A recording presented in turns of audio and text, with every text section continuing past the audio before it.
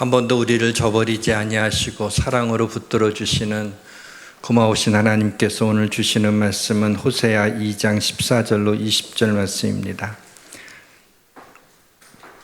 구약성경 1258페이지 호세아 2장 14절로 20절 말씀까지 교독하시겠습니다. 먼저 있습니다. 그러므로 보라, 내가 그를 타일로 거친 들로 데리고 가서 말로 위로하고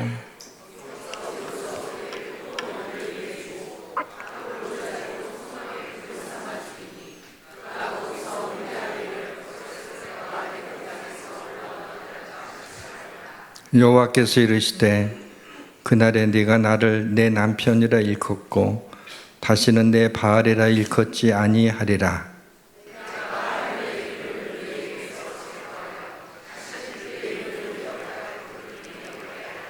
그날에는 내가 그들을 위하여 들짐승과 공중의 새와 땅의 곤충과 더불어 언약을 맺으며 또 이 땅에서 활과 칼을 꺾고 전쟁을 없이 하고 그들로 평안히 눕게 하리라.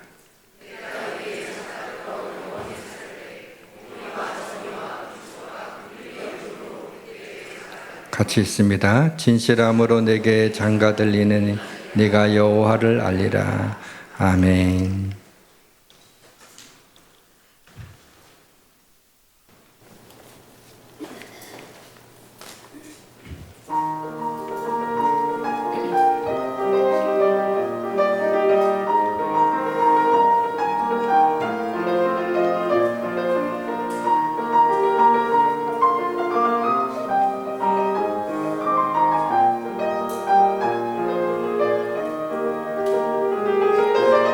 자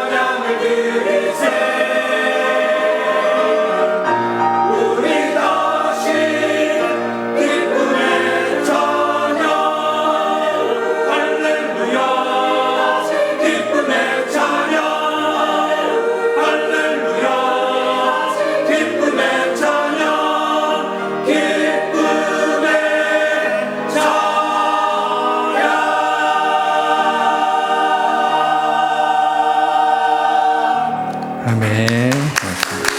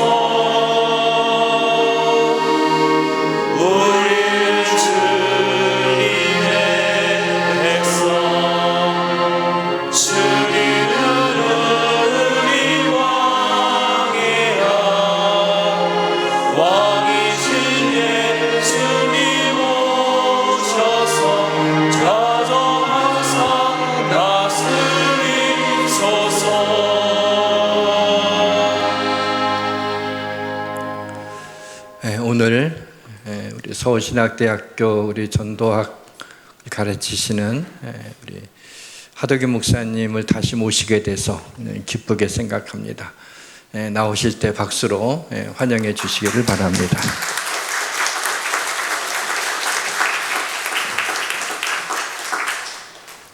감사합니다. 거룩한 주일날 하나님 앞에 예배하러 오신 모든 분들에게 하나님께서 준비하신 귀한 은혜를 흠뻑 주시기를 기원합니다.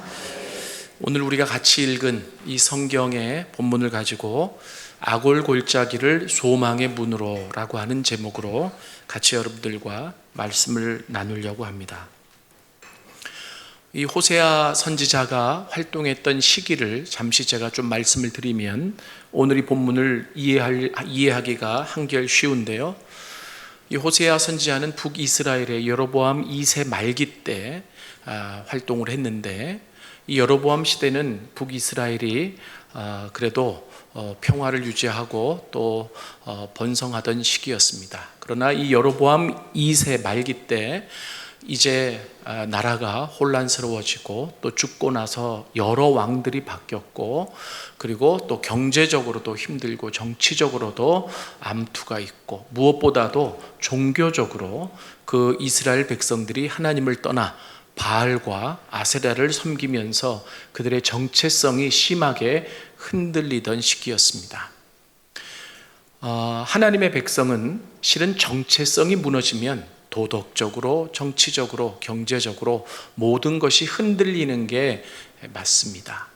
그래서 그들이 그렇게 힘들고 어려운 시기에 이 호세아가 하나님의 말씀을 대언하는 선지자로 활동을 했는데, 오늘 호세아 1장과 그리고 2장 13절까지의 내용을 보면 하나님은 이스라엘을 향해서 너희가 음행을 행하였다라고 이야기를 합니다. 실은 하나님이 그들의 남편이 되신다라고 하셨기에 남편 되는 하나님을 떠나 다른 남자에게로 간 이스라엘을 비유적으로 표현한 말씀이었습니다. 그래서 오늘 2장 14절부터 읽었는데 13절, 바로 그 위에 절만 보더라도 제가 잠깐 읽어드리겠습니다. 그가 귀고리와 폐물로 장식하고 그가 사랑하는 자를 따라가서 나를 잊어버리고 향을 살라 바알들을 섬긴 시일대로 내가 그에게 벌을 주리라. 여호와의 말씀이니라. 이렇게 나와 있습니다. 실은 호세아서를 시작하면서 1장, 2장 이 본문의 앞 구절까지 이스라엘이 하나님을 떠나 어떻게 음행을 했는지 구체적으로 여러 이야기들이 기록되어 있습니다. 그리고 나서 오늘 본문 2장 14절이 시작이 되는데요. 14절을 잠깐만 좀 띄워주십시오. 여기 보면 우리 같이 한번 읽을까요? 시작. 그러므로 보라, 내가 그를 타일러 거친 들로 데리고 가서 말로 위로하고. 여기에서 이제 뭔가 이 내용이 전환이 되는데, 앞에 접속사가 그러므로라고 하는 이 접속사가 사용이 됐습니다. 실은 제가 성경을 읽으면서 가장 어려웠던 부분입니다. 왜 그러냐면 이 그러므로라고 하는 이 접속사는 여러분들이 이제 예전에 국어 시간을 좀 소환해 보시면 앞에 내용과 이 뒤에 나올 내용이 자연스럽게 이어지도록 하는 접속사 역할을 합니다. 그래서 인과 그리고 순접 접속사 뭐 이렇게 이름이 붙여져 있죠. 그러면 그러므로라고 하는 이 단어가 들어갔으면 앞에 너희들이 음행을 하고 하나님을 떠났고 이렇게 타락했으니 벌 받아야 돼. 나라가 망할 거야. 아니면 너희들은 죽을 거야. 뭐 이런 이야기가 나와야 그러므로라고 하는 이 접속사와 어울리는 앞뒤 문맥이 맞게 이어지는데, 그러므로라고 하는 이 접속사가 쓰여진 후에 회복이 나와요. 그러면 이게 안 맞잖아요. 이 국어적으로 맞으려면요, 앞에 이 이야기가 나왔기 때문에, 이스라엘이 하나님을 떠나서 음행한 이야기가 나왔기 때문에 뒤에 회복을 이야기하시려면 그러나 하지만 이라고 하는 이런 다른 역접이라고 하죠. 앞에와 뒤에가 다른 분위기가 전환되는 접속사를 써야 옳습니다. 그런데 왜 이 성경은 그러므로라고 하는 단어를, 이 접속사를 썼을까요? 이 히브리어로 원어로 보더라도 이 그러므로라고 하는 이 접속사가 그대로 쓰여져 있는데, 이 히브리어로는 라켄이라고 하는 단어가 쓰여져 있어요. 근데 그 의미가 그냥 그러므로예요. 여기에 굉장히 중요한 의미가 있다라고 저는 봅니다. 이것이 바로 복음이다. 이 복음은 기쁜 소식이다라고 하는 거죠. 무엇이 기쁜 소식이냐? 너희들이 이렇게 하나님을 떠나고 음행하고 너희들 마음대로 살고 죄짓고 살고 너희들의 연약함대로 살았기 때문에 나라가 무너지고 기초 질서가 무너지고 은혜가 없는 그런 시대에 살게 됐으니 이게 다 너희들 몫이다. 이제 너희들은 끝났다 라고 생각하는 그곳에서부터 하나님의 회복이 시작되어집니다. 실은 그래서 이것이 호세아가 쓰는 기법이기도 한데요, 꼭 호세아만 쓰는 것이 아니라 저는 이렇게 생각을 해봤습니다. 이게 그러므로라고 하는 것은 계속 앞에 뒤에가 같은 문맥으로 이어진다는 거죠. 그러면 이게 이런 의미가 있다는 거예요. 뭐냐면 너희들은 이렇게 계속 살았지만 그때마다 하나님은 회복시켜 주셨다. 그때마다 하나님은 그대로 죽도록, 멸망하도록, 패망하도록 내버려 두지 않고 하나님은 이렇게 너희들을 회복하시는 일을 시작하셨다라고 하는 또 다른 반복의 의미가 이 안에 들어가 있다, 이렇게도 말씀드릴 수 있습니다. 여하튼 이 중요한 것은 그들은 하나님을 떠났지만, 그들은 우상을 섬겼지만, 그들은 자기들 좋을 대로 활동했지만 하나님은 그 결과를 놓고 소망이 없는 그들에게 직접 간섭하셔서 그들을 회복시키기 시작하셨다라고 하는 겁니다. 이게 기쁨의 소식입니다. 이것이 복음입니다. 복음이라고 하는 것은 정말 기쁜 소식이라고 하는 거예요. 값없이 주시는 하나님의 선물이라고 하는 것입니다.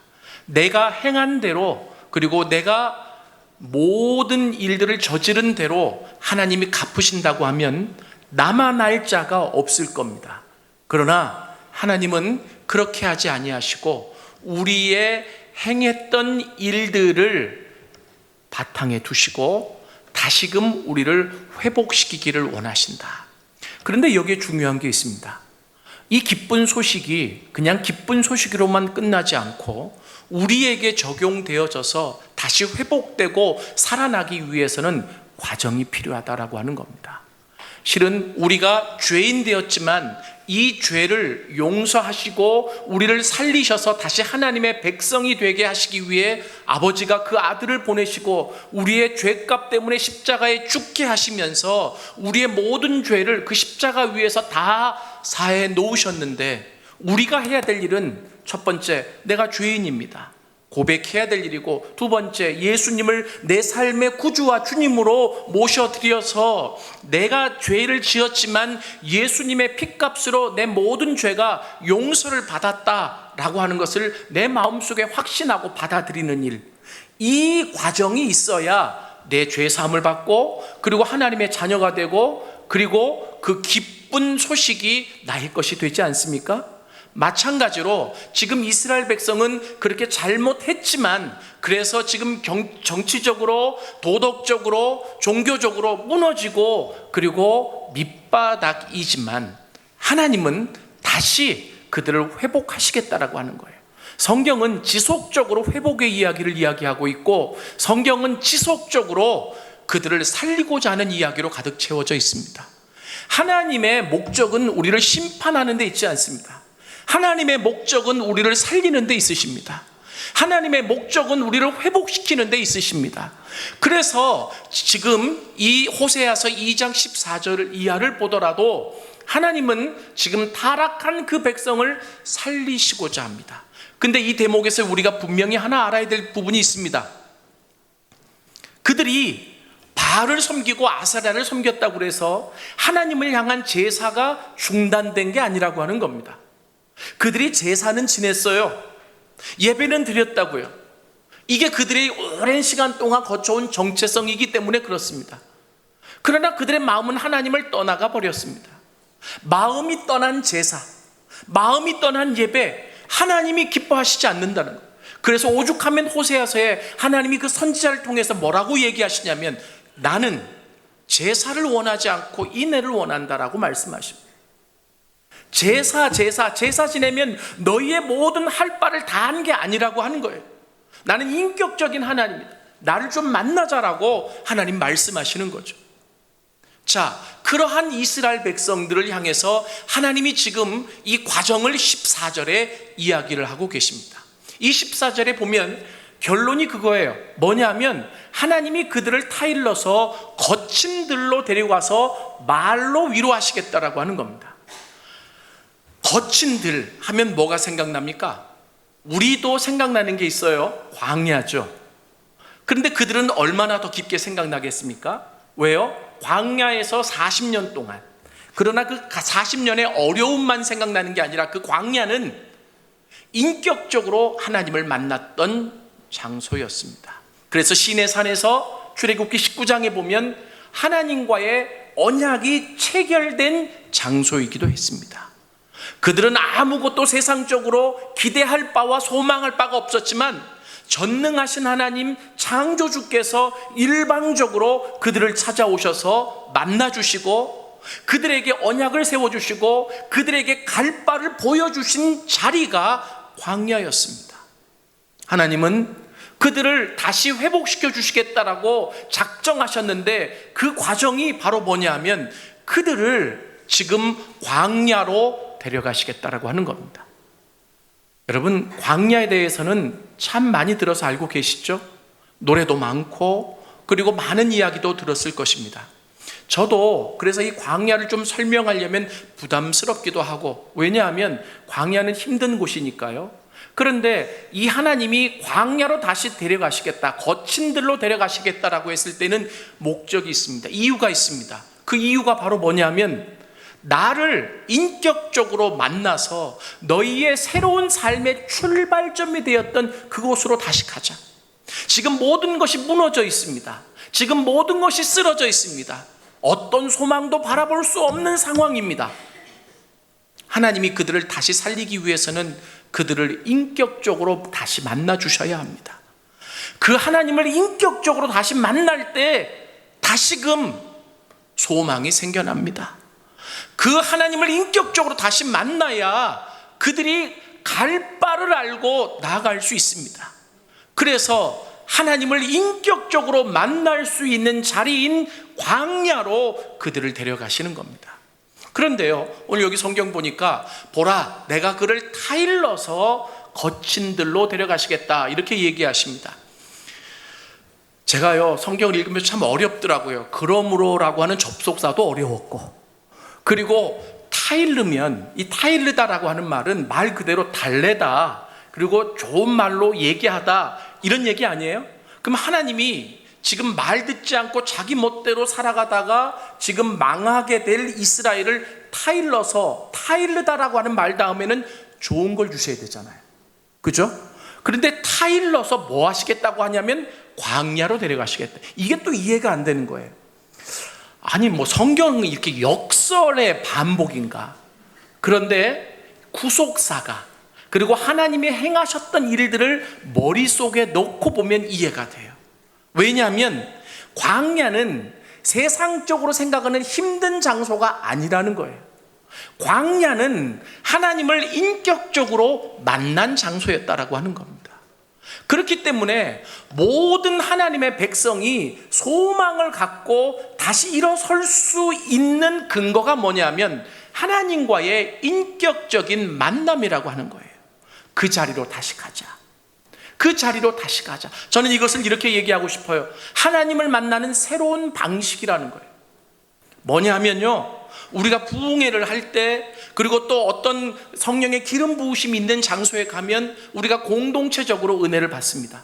그것도 굉장히 중요한 거죠. 공동체적으로 받았다 그래서, 은혜를 받았다 그래서 모든 사람이 동일한 건 아니지만 여하튼 공동체적이에요. 그러나 인격적인 만남이라고 하는 것은 그 공동체적인 만남 속에서 하나님이 개별적으로 내 삶에 개입하셔서 나와 1대1로 만나주신 것을 의미해요. 내 삶의 신앙의 출발점과 내 삶의 소망은 어디에서부터 시작되느냐면 하나님이 내 삶에 찾아오셔서 나를 1대1로 만나주신 인격적인 만남에서 시작이 된다라고 하는 겁니다. 지금 이스라엘은 그것을 잃어버렸습니다. 그래서 그들이 비록 힘든 장소이기는 하지만 광야로 가야 될 이유가 여기에 있습니다. 하나님을 인격적으로. 여러분, 이 인격적이라는 말이 좀 어려울 수 있어요. 이것은 영어로 person to person, 사람이 1대1로 만나는 것을 의미해요. 하나님이 다른 것 다 배제하고 나만 보시고 내 삶에 개입해서 찾아오셔서 나를 만나주시는 사건이에요. 그래서 새로운 방식입니다.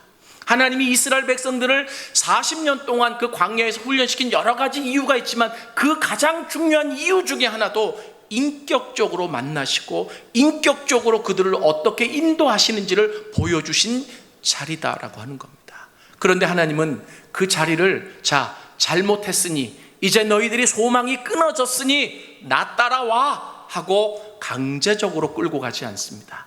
오늘 성경에 보니까 그를 타일러서, 이게 하나님의 방식입니다. 왠 줄 아세요? 우리가요, 실은 여러분 오해하지 말고 들어주십시오. 여기 앉으신 분들이 다 이스라엘과 같다, 이게 아니라 우리는 늘 연약하고 무너지고, 그리고 하나님 뜻대로 살려고 해도 그 힘과 능이 없는 자들이 우리들이기 때문에 이 말씀이 선포되어질 때 성령께서 각자에게 주시는 메시지가 있다고 생각을 합니다. 그러니 오해하지 말고 들으십시오. 여러분, 우리가 설령 힘들게 되고 어려운 상황에 처하게 됐을 때 그게 몰라서 그렇게 되는 경우는 많지가 않아요. 하나님과 관계가 어려울 때 몰라서 그렇게 되는 경우는 많지가 않아요. 아는데 싫은 거죠. 그래서 하나님한테 어깃장을 놓잖아요. 알아요. 성경 읽어야 된다는 것도 알고, 기도해야 된다는 것도 알고, 전도해야 된다는 것도 알고, 하나님 뜻대로 살아야 된다는 것도 아는데, 이게 내 신앙이 식어지다 보면 아는데 아는 대로 행하는 게 너무 힘든 거예요. 그러다 보니까 어깃장 놓잖아요. 하나님, 왜 내가 꼭 필요한 시간에 안 찾아오세요? 하나님, 왜 내가 꼭 기도하는데 응답 안 하시죠? 내가 얼마나 기다려야 됩니까? 이렇게 하나님하고 하나 둘씩 삐뚤어지면서 하나님께 어깃장을 놓잖아요. 그러한 우리를 하나님이 강제적으로 은혜의 자리에 갖다 놓을 수도 있지만 그것은 하나님의 방식이 아니에요.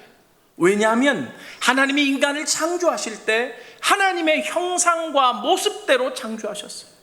하나님의 형상과 모습이라고 하는 것은 히브리어로 첼렘, 데무트라고 하는 단어를 썼는데 하나님의 내적의 모든 속성을 얘기합니다. 다시 말하면 하나님의 형상과 모습대로 지음받은 인간은 하나님과 똑같은 존재라는 거예요. 그래서 인격적으로 만들어놨습니다. 그래서 선악과를 따먹은 것도 우리고요, 그리고 따먹은 것을 회개해야 될 존재도 우리고요, 그리고 그 하나님 앞에 도움을 요청해야 될 존재도 우리예요. 그래서 하나님이 너 잘못 살았어, 왜 바알을 섬겨, 제사만 지낸다고 내가 기뻐하지 않아. 말씀은 다 하시지만 그들을 회복시킬 때에는, 그들을 돌이킬 때에는 하나님이 강권적으로 하지 않으세요. 강권적으로 해서는 이 마음이 자발성을 갖고 하나님 앞에 나가기 어렵기 때문에, 그래서 하나님이 사랑을 가지고 타이르시는 거예요. 사랑을 가지고 달래시는 거예요. 저는 이 한 단어를 묵상하면서도 참 많은 은혜를 받았습니다. 그러니까 달래다, 타이르다, 이런 거잖아요. 힘들지, 어렵지. 그런데 너의 힘으로는 소망이 없어. 출구가 없어. 이제까지 경험해 봤잖아. 그러니까 내가 시키는 대로 좀 따라오지 않을래? 이게 달래는 거 아니겠어요? 하나님이 달래시고 타이르셔서 그들을 광야로 데려가십니다. 이때 그 하나님의 사랑에 끌려서 갈 때, 그리고 내가 결단할 때 드디어 이제 회복의 여정에 들어서게 되는 거죠. 그리고 광야에 하나님이 딱 데려다 놓으세요. 여러분, 이 광야는 한마디로 말하면 외로운 곳이에요. 모든 세상의 것이 단절된 곳이 광야입니다. 우리가 광야에 들어간다고 해서 다 거친 사막으로 가야 되는 건 아니죠. 인생의 광야다라고 했을 때 때로는 내가 원치 않는 일들이 발생되고 관계가 꼬여서 세상과 단절되고 혼자 있는 시간이 길어지는, 그래서 고독하고 외로운 시간, 이것이 광야 아니겠습니까? 여러분, 이 광야의 특징이 있습니다. 왜 하나님이 사람을 그 광야에다가 넣으시느냐? 광야는 혼자 있는 시간이에요. 광야는 고독한 시간이에요. 근데 혼자 고독하게 있다 보니까 어떤 일이 생기냐면 세상과 단절됐다 그랬잖아요. 너무나 일상에 살 때는요, 막 옆집 사람, 버스를 타도 버스에 들리는 소리들이 그렇게 많아요. 근데 광야에 딱 들어가면 세상과 단절된 장소예요. 어떤 소리도 들리지 않아요. 그리고 나서 무엇이 들리냐면 내 내면의 소리가 들리는 거예요. 그동안 나도 모르게 차곡차곡 쌓여져 왔던 내 내면의 소리가 내 귀에 들리는 장소가 광야입니다. 그러면 그 내면의 소리가 긍정적일까요? 대부분이 부정적입니다. 누구에게 상처받아서 아픔이 있었던 소리, 그리고 내 안에 있었던 트라우마가 들리는 소리, 두려움의 소리, 그리고 여러 가지 그 어떤 고통의 소리, 그 소리들이 굉장히 크게 들려요. 여러분, 그런 훈련을 해보셨어요? 묵상이라는 것만큼 힘든 게 없어요. 왜요?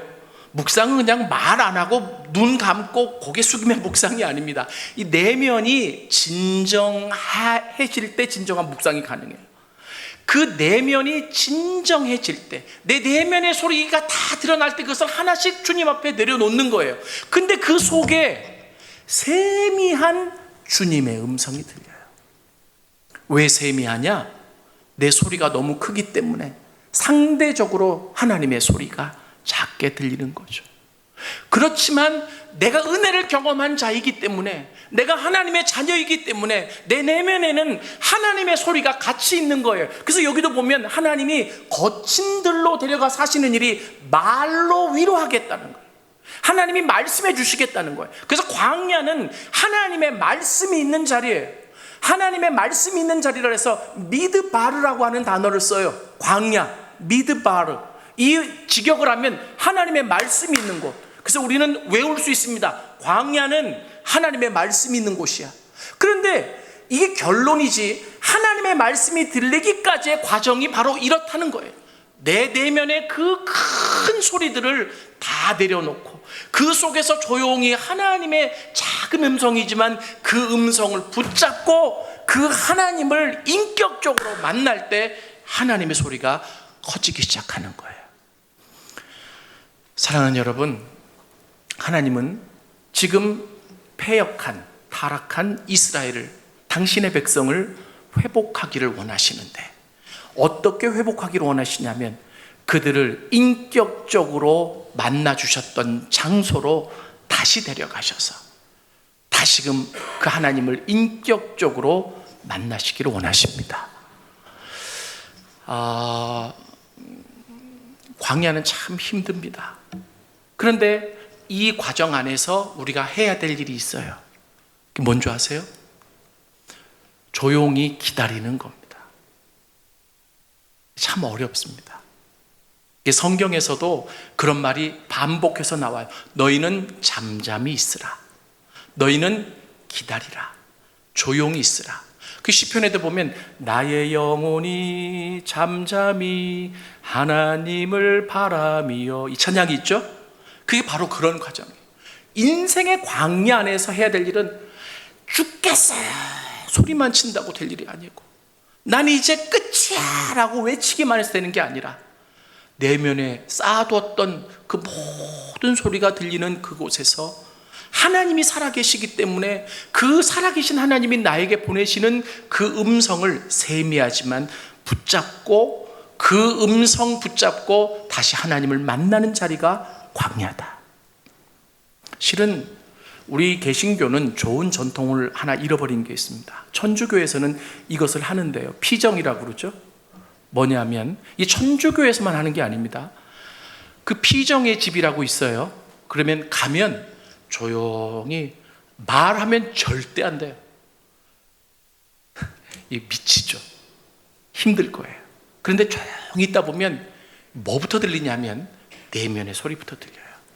그래서 그 내면의 부정적인 모든 소리들이 하나 둘씩 올라올 때마다 주님 앞에 내려놓고 그 속에서 작지만 세미한 주님의 음성을 붙잡으려고 노력을 하는 거예요.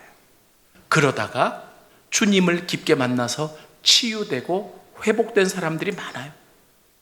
이제 개신교에서 잘 몰라서 천주교에서 하는 그 피정을 어떻게 보면은 이게 뭐 너무 신비적이다, 이단적이다 이렇게 얘기할지 모르지만, 말을 피정이라서 피정이라고 좀 어렵게 붙여서 그렇지 성경에 계속 나와 있는 겁니다. 잠잠히 고요히 주님을 기다리는 거예요.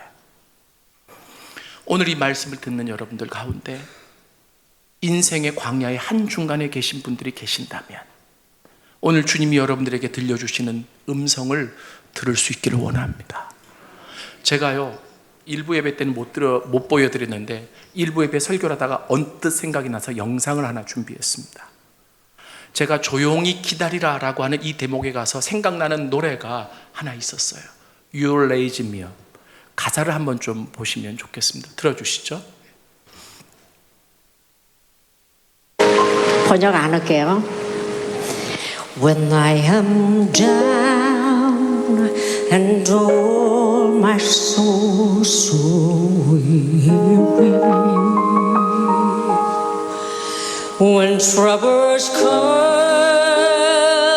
and my heart burdened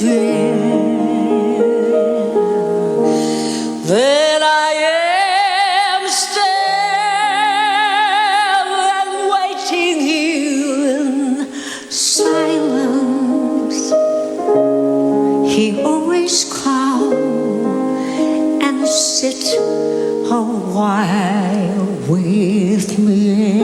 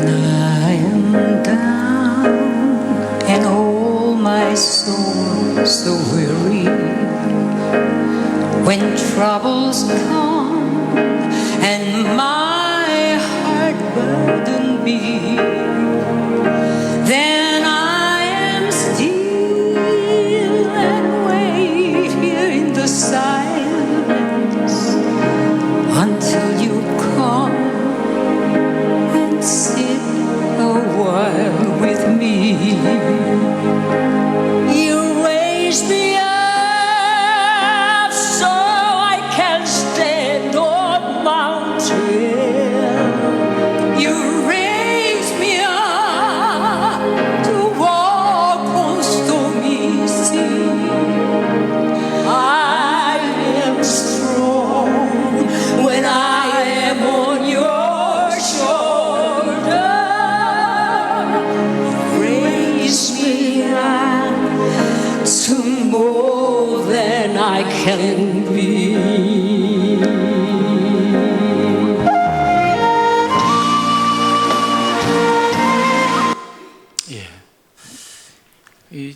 급하게 찾다 보니까 이 영어로 한글로 번역이 됐으면 더 좋았을 뻔했는데요.